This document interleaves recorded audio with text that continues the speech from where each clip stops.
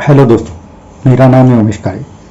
मेरे चैनल का नाम है परफॉर्मेंस मैनेजमेंट इन मैन्युफैक्चरिंग। आज जो हम बात करने वाले हैं that is application of inductive reasoning and deductive reasoning in manufacturing. ये दोनों रीजनिंग का मैन्युफैक्चरिंग में एप्लीकेशन कैसा होता है और उसका कैसा बेनिफिट होता है, ये इस पर हम डिस्कस करेंगे। सो इनिशियली हम डिस्कस करेंगे इंडक्टिव रीजनिंग का क्या डेफिनेशन है और डिडक्टिव रीजनिंग का क्या डेफिनेशन है। इंडक्टिव रीजनिंग का डेफिनेशन है it is assumption based on data and leading to the conclusion.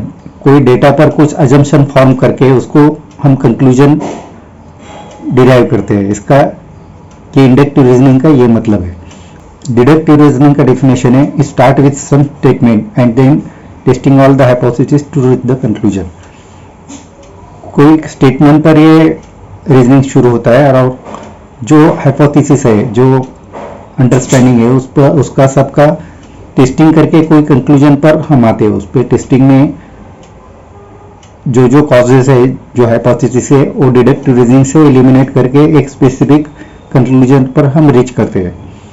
सो ये दोनों का एप्लीकेशन मैन्युफैक्चरिंग में कैसा होता है, इस पर हम डिस्कस करेंगे। बेसिकली इंडक्टिव रीजनिंग अप्लाई होता है मैन्युफैक्चरिंग में कि आपको प्रोसेस कंट्रोल में इंडक्टिव रीजनिंग का यूज होता है। यानी आपको ऐसा अज्यूम करते हैं आपका प्रोसेस अगर आप कंट्रोल करोगे तो आपको बेटर क्वालिटी मिल सकता है। ये अजम्पशन पर इंडक्टिव रीजनिंग ऑपरेट करते हैं। और उसके कौन से टूल्स है इंडक्टिव रीजनिंग के। वर्क इंस्ट्रक्शन एक पहला टूल है जिसमें आप मैन्युफैक्चरिंग प्रोसेस की जो इंस्ट्रक्शन है, यानी ऑपरेटर को क्या इंस्ट्रक्शन देना चाहिए जिससे वो आपका मैन्युफैक्चरिंग प्रोसेस अच्छी तरीके से कंट्रोल कर सकते। तो दैट इज वर्क इंस्ट्रक्शन। यानी मशीन ऑपरेशन या इंडिविजुअल मैनुअल ऑपरेशन, इसका वर्क इंस्ट्रक्शन बना के उसको गाइड किया जाता है। देन प्रोसेस फ्लो डायग्राम एक कंपाइल इंफॉर्मेशन है। इस पर से आप टोटल आपका प्रोडक्ट का मैन्युफैक्चरिंग प्रोसेस आप एक डायग्राम पर अंडरस्टैंड कर सकते हैं, जिसके ऑल स्टेजेस आप कवर करते हैं कि कौन से स्टेजेस में मैन्युफैक्चरिंग होता है, किस में टेस्टिंग होता है, कौन से स्टेज में स्टोरेज होता है, कौन से स्टेज में डिस्पैच होता है। Third one is that is control plan. Control plan में स्टेज वाइज क्वालिटी आप कैसा कंट्रोल करते हैं ये डिफाइन किया जाता है। उसमें सैम्पलिंग प्लान क्या है, एक्सेप्टेबल क्राइटेरिया क्या है, नॉट एक्सेप्टेबल क्राइटेरिया क्या है, इस पर से ये समझ में आता है। So this is again for the process control. PFA नहीं है, इसमें प्रोसेस फेल्योर रिस्क एनालिसिस किया जाता है और इसका एप्लीकेशन होता है डी रिस्किंग के लिए। यानी हर एक स्टेज का क्या क्या रिस्क क्राइटेरिया है उसका आरपीएन नंबर कैलकुलेट किया जाता है और उस पर से डी रिस्किंग किया जाता है। So these are the different application for the inductive reasoning. इस पर से आप प्रोसेस कंट्रोल करके आप ये एक अज्यूम करते हैं कि आपको अच्छी क्वालिटी का प्रोडक्ट मिले।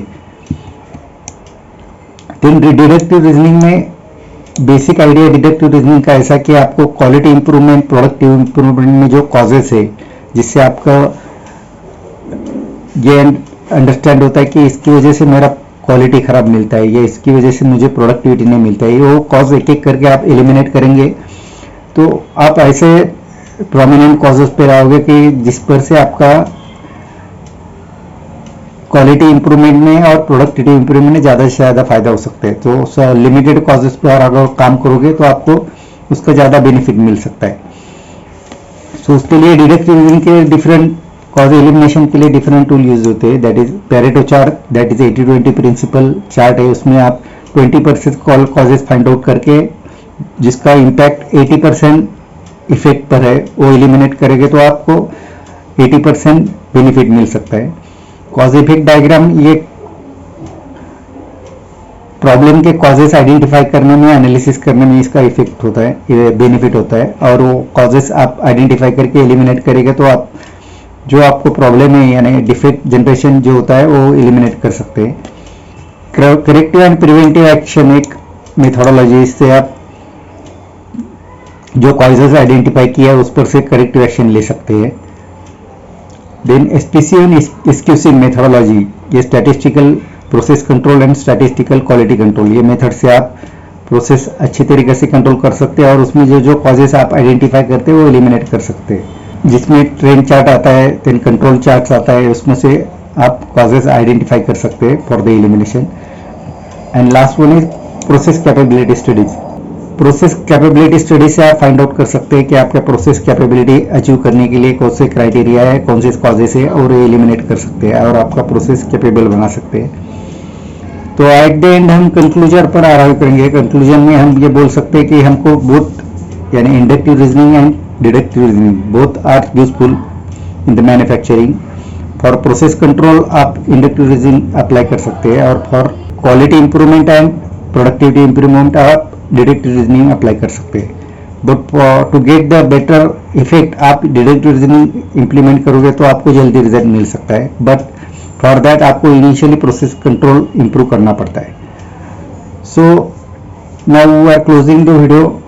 आपको अगर वीडियो अच्छा लगे तो सब्सक्राइब कीजिए, शेयर कीजिए, लाइक कीजिए। Thank you to join my video. Thank you very much.